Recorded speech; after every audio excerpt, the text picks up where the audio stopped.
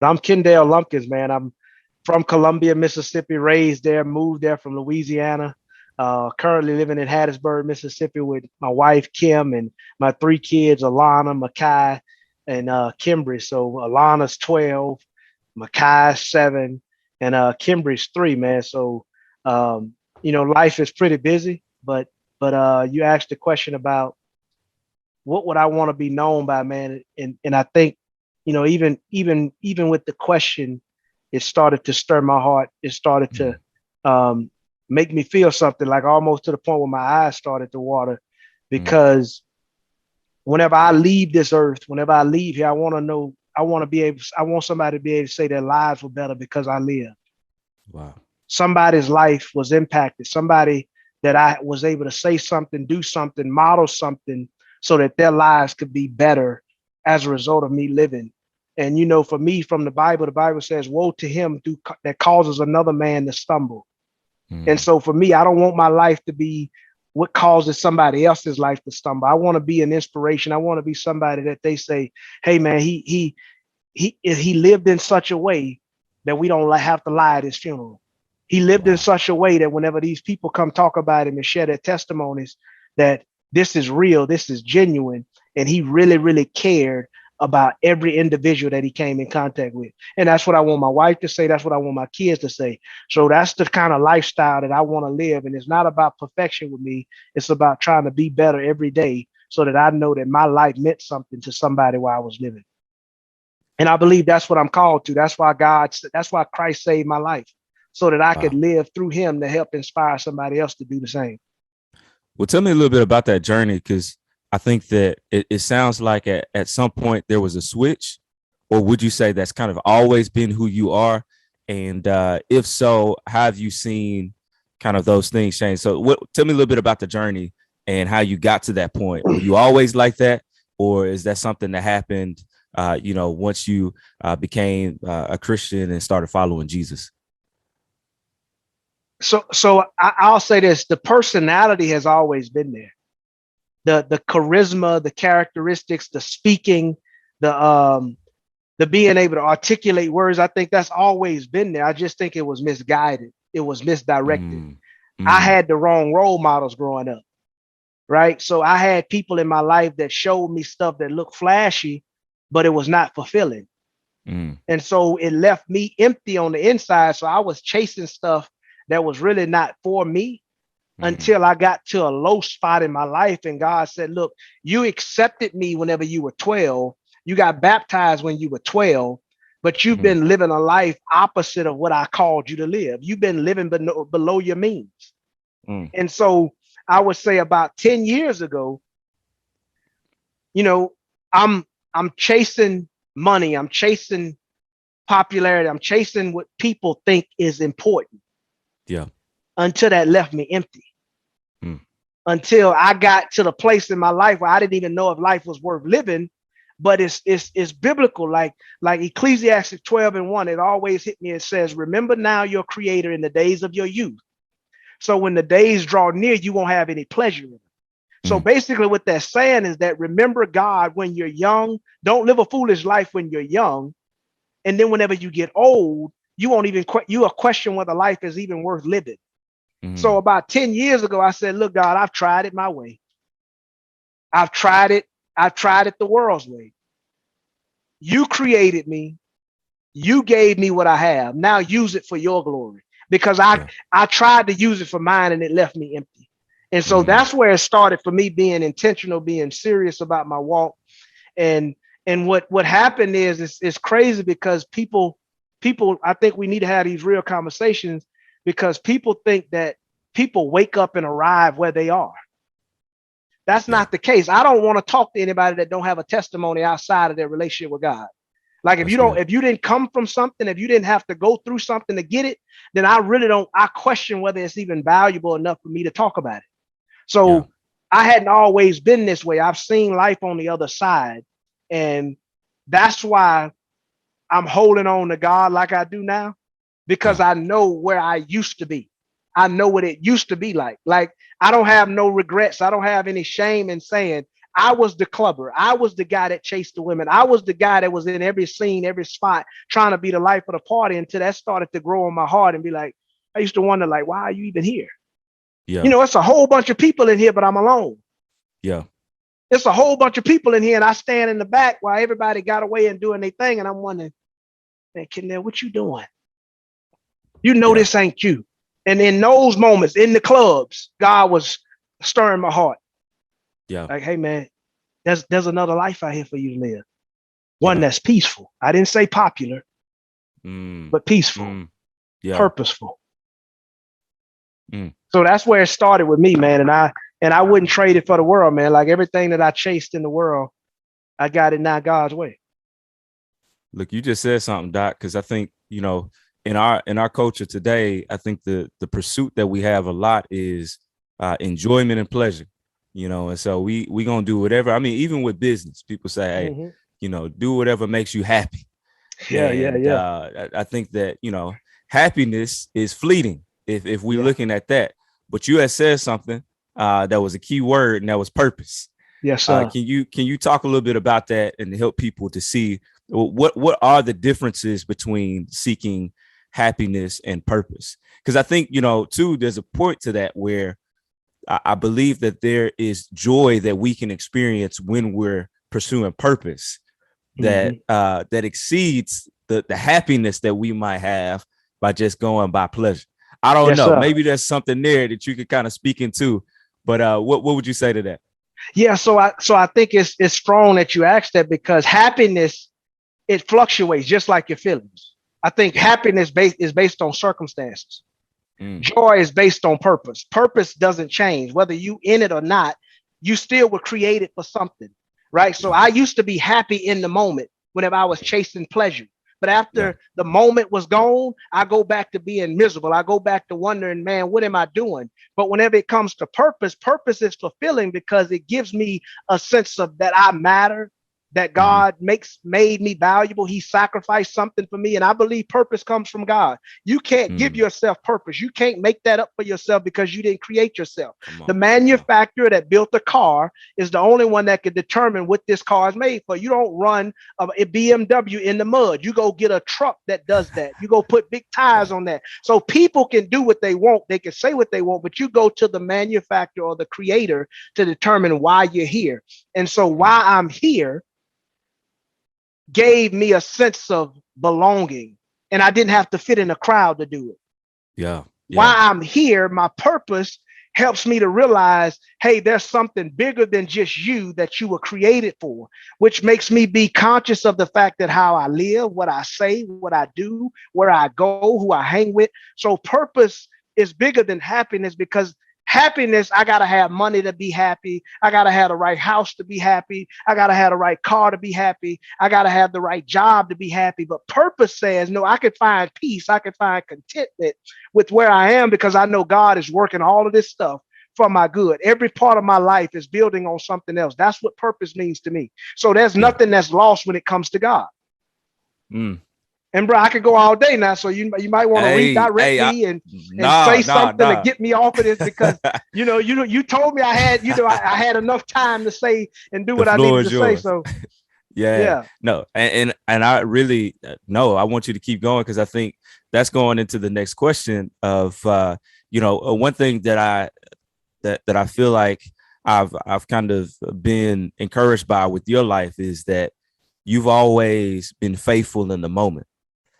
And you're not looking, too far ahead. Hey, this is what God has given me, and this is the call that I have, and I want to be faithful to it. And I think too many times the way that we look at life is looking for the next big moment, and we're looking for these big moments or this big platform or all of these things to happen in order for us to really fulfill what, for some people, because God is not in the picture for some people, what they feel like they should pursue. And then for believers, we're all about getting to that place where we can finally do what God has called us to do. And yet we miss out on the little moments where God is trying to work through, and the things that he's trying to do in those little moments. Can you speak into that a little bit? Just kind of, how you've kind of, seen that as far as the moments in your life and why you go about it that way.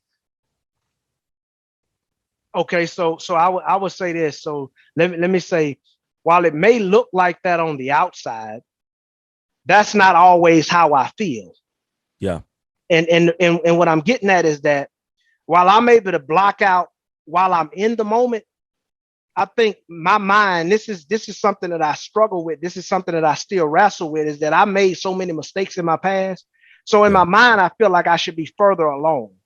Mm-hmm. And so what happens is, instead of sometimes embracing the moment, I'm looking past the moment. But what God has always reminded me is that, Kendale, I got you right where I want you. Yeah. So that helps me to go all in the moment. Yeah. That helps me to say, no, I'm going to be where my feet are. I'm going to be all into this, because the Bible also says, and this is the principle that I think we miss, if you could be faithful over a few things, Yeah. he'll make you ruler over many. So, Yeah. so why would we expect the stage whenever we can't appreciate the steps? And so for me, when I think about that from that perspective, like I serve at FCA at PRCC.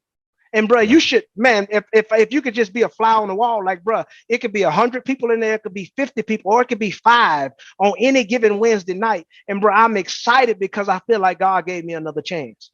I feel like this is where God wants me to be in the moment. Otherwise, I would be somewhere else. And there's nothing Mm. that I could do to change it. There's nothing I could do to touch it and fix it. I believe God is saying, Kendale, just trust me in this process. So that's why, if it doesn't get to that place of being grand, I realize, Kendale, somebody's life is being impacted every day by what you do, and you're needed right where you are. So don't try to skip these steps, because these steps are helping prepare you for the next step, the next level, because you don't want to just arrive at a place Yeah. that you don't have the Yeah. capacity to sustain it. Mm. And if Come you've on. never been through this, then how could you handle that? So Yeah. that's the reason why I'm able to embrace the moment and not take it for granted. One of my favorite songs is "Lose Yourself" by Eminem, Yeah. and he says, "Lose yourself in this moment. You only get one shot. Do not miss the chance. Like, don't miss this chance. How do you know this is not the opportunity that you've been waiting for? How Yeah. do you not know that whenever you say something, you be something, or you do something, that this propels you to where God wants you to be? How do you not know? But if you go in there and say, oh, well, this is just another thing. No, somebody's life is dependent on this. Somebody's life is dependent on what you're going to say. So don't Yeah. take this for granted. Like, Yeah. go all in with this moment. Yeah.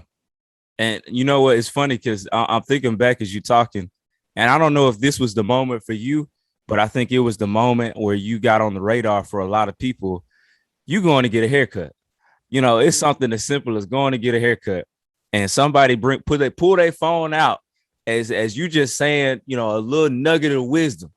I think it was about marriage or something like that, Yeah, yeah, yeah.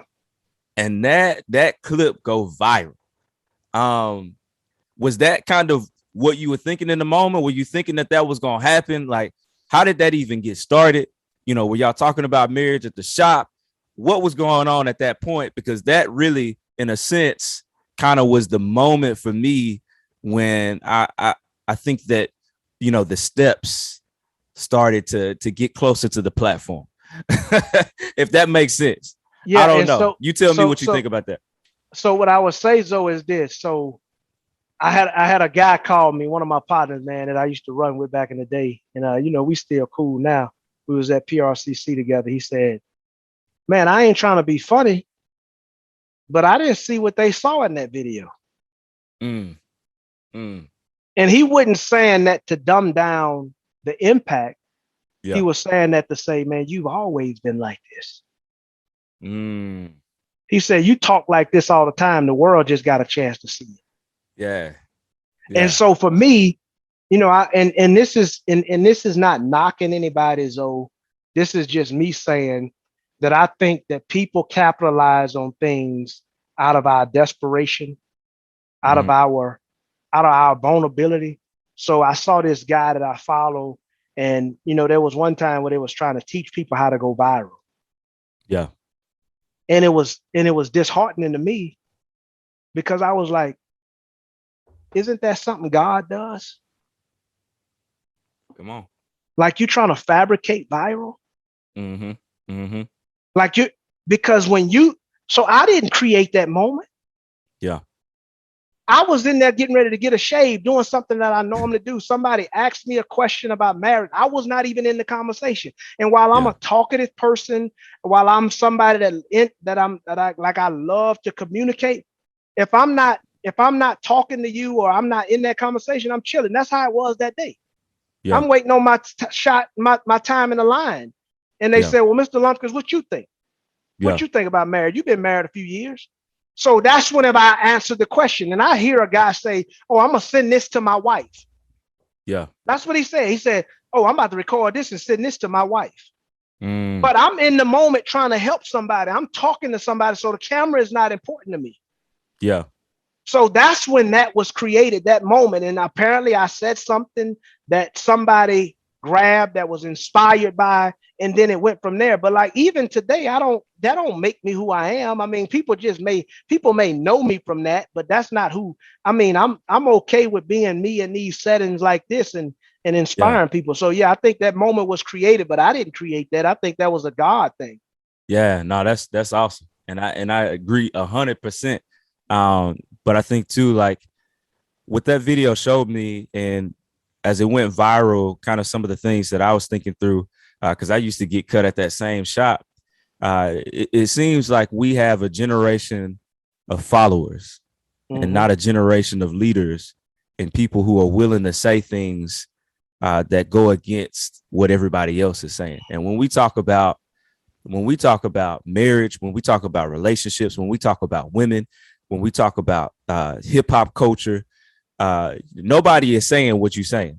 And I think that there's a gap, and it does something to a person whenever somebody actually just gives it to you straight and gives you Yeah. the truth and what you need to hear, not what Mm-hmm. everybody else is saying. And I think in that video, that's what I got. But I also feel like there's this generation of followers, and how do we impact the next generation to lead in that way and to say things that aren't, popular opinion, because the Bible is not a lot of popular opinion. And Most so when we definitely. when we speaking about the word of God, it is going to go against what everybody else is saying. And I don't know, like part of my heart is to captivate and to impact that next generation to be what we need in order to see more men being faithful to their wives. Yep. So I would say this though, and this is the perspective that I got now that helped change the trajectory of my life. And what I mean by that, the trajectory of my ministry, trajectory of my purpose, is that I'm not here for everybody. Yeah. So it don't matter how much truth I speak, everybody won't hear it. Yep. And the truth is, Jesus didn't save everybody. Mm-hmm. He died so that everybody would be saved, but salvation is a choice. Mm. So the way we reach the next generation is by continuing marching, doing what God has put us on this earth to do, doing what God put in our heart to do. And for the people that is for, it'll reach them. Yeah. Yeah. Because I get it. We're fighting against something that's not common, right? That's not normal. We're fighting against a devil that's strategic in this looks good, it's exciting. So it's hard for us to not flash money and be attractive to people that are broke. Yeah. Yeah.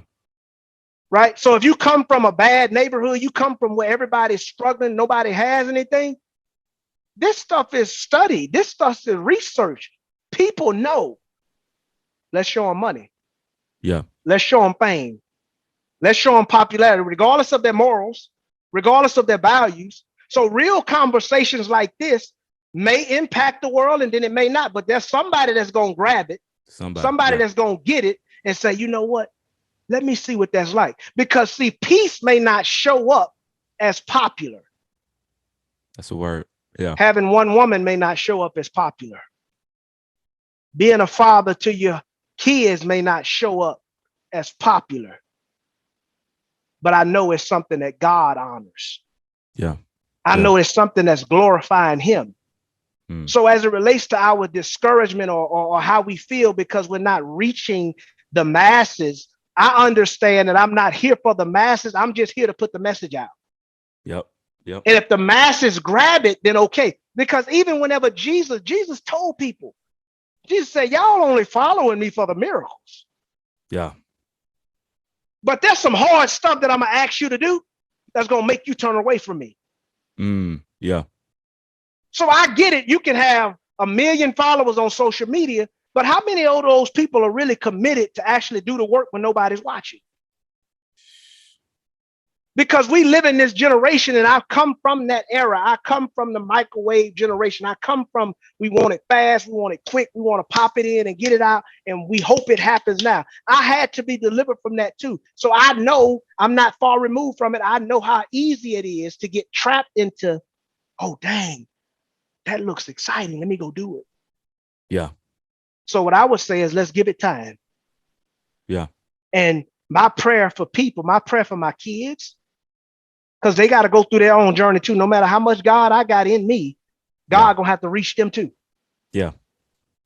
And my prayer is, God, spare their lives as you're helping them, as you're building something in them, as you're taking them to a place where they need you. Yeah. Because I don't think you get this level. I'm not saying my level is the best level. I'm just saying there's a deep conviction in my heart that the Bible is real. I don't think you get that if you hadn't lived the foolish life first. Yeah. Yeah. I don't think you get that off of your mama and daddy prayers. Yeah. There's going to have to be some stuff that's going to have to happen on the inside of you you have to face. Be like, man, I done bumped my head. That prodigal son come to his senses. Mm-hmm. You're like, dang, there got to be more to life than this. Man. Yeah. And so there's a deep conviction that I need to be faithful to my wife. And this is not to say that women don't look good. Yeah. Like, right. I think we miss that. People think that just because I'm Christian, because I love God, that I talk about God, that I still don't have vices that I have to battle every day. Yeah. Come on now. What happens is that my vices are not more important than my purpose. That's the reason why I could stay faithful to the call and not let my feelings mess up my mission. Come on now. Yeah. Because what happens, we give into our feelings, we give into our emotions. Right now, it's so easy to talk to women. They show everything on social media now. Yeah. Yeah. I lived in a time where you had to communicate for real. Like, it wouldn't know, hey, let me drop your Instagram name. No, it was, hey, how you doing? You know, can I meet up with you? Can we talk? So for me, it's easy, it's attractive, but this is the thing. That may be popular, but I got the best thing at the house. Come on now. I got somebody that really love me, that really gonna rock with me, that done seen the worst of me, that been rocking with me when I ain't had nothing. So I can't trade this for that. Come on. Yeah. And so I model this every day by showing this to people. Hey, man, it's okay to be with your wife and kids. Mm-hmm. It's okay to be with one woman. I didn't say that was easy. And everybody may not have my struggle because they were not exposed to what I was exposed to. I got exposed to stuff that most people don't get exposed to their 30s. I was doing stuff like this as a teenager. Yeah. Yeah. So I know God is real, not because I'm perfect, but because there's a conviction whenever I mess up. Yeah. Whenever I get it wrong, whenever I say something or do something that I know I shouldn't, Kendale, go back and fix that. This deep conviction don't come from just, hey, don't do this, don't do that. For me, I love them where they at because I mentor a lot of young people. Yeah. That I watch their social media, that I see what they do. Mm-hmm. And whenever we talk, I never talk about that stuff. Wow. Yeah. Because I'm called to love them. Yeah. I want them to be able to say, man, you know what? Mr. Kendale ain't never judged me. Wow. Yeah. No matter where he was at in his life, he never looked at me different. Mm-hmm. He kept loving me anyway. Yeah. Even whenever he probably saw I posted, because they got to be 35 and 36 one day. Yeah. So to reach this next generation, just love them where they at. Yeah. Be patient with them like God was with us. And it's hard because we know the destruction. We know where that road leads to. So it's hard for us not to be, man, you don't need to be doing this. But that's not what God did to us. Come on now. God said, hey, man, I'm going to let you go. I'm going to let you experience. But you'll come running back. And when you come back, we're going to throw a party. When you come back, I'm going to put the ring on your finger. That's it. When you come back, I'm gonna put the robe on you, right? Because you're still mine. Yeah. And I love you. And I think that's the hardest part to embrace, is that kind of crazy love that he got for us, because the son went back and he wanted to go back as a servant. But God said, no, you my son. Yeah. Regardless of what you did. Yeah. And so for me, that's the kind of level of love. That's the kind of level of Jesus that they need to see in us. Otherwise, they won't believe. They need to see somebody loving them in the midst of their mess. Yeah. So I get how hard it is us to fight against this pop culture or hip hop culture, because I'm a fan of hip hop. I still love hip hop. I just don't like the message, some messages that it promotes. You know what I'm saying? Because those things lead to destruction. That's it. Yeah. And so for me, I know that the club is popular. I know that the money and the flashy, all that stuff is hard to fight. But it's not hard to fight whenever your life on the line and you've realized that it led you down a path that wouldn't work being. So it cost me something to get here. Yeah. It took a lot to get to this place. This wasn't easy for me. That's why I don't just connect with anybody. You know, I'm not that guy that, they're popular. Kendale, you need to meet. Nope. Let me see first. Let me see what kind of, because this cost me something. Yeah. Yeah. And it was too valuable for me to just throw it away. Just throw it. Yeah, man.